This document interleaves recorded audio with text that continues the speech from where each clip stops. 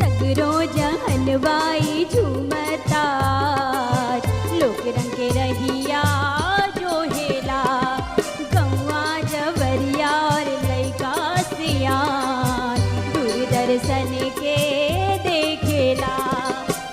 गौवा के गीतिया हो सबके सुनाई के खेतिया किसनिया के बतिया बताई के मनवा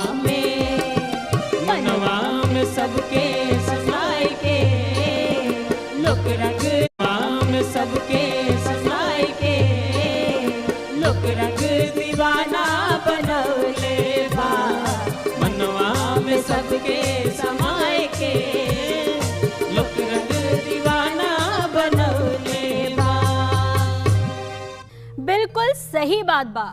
आज सगरों दुनिया सगरों यूपी बिहार के लोग लोक रंग का दीवाना बन गए बाड़न और एकरा के देखे बदे परेशान रहलन और काहे ना ही परेशान रही हैं हो।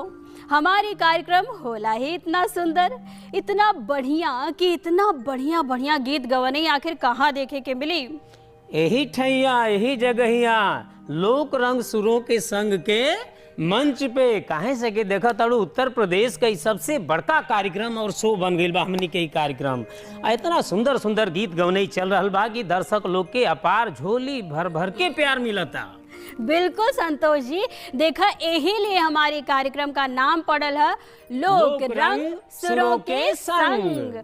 और आज का ये अंक लेके हाजिर बाणी हम सीमा शाही और हम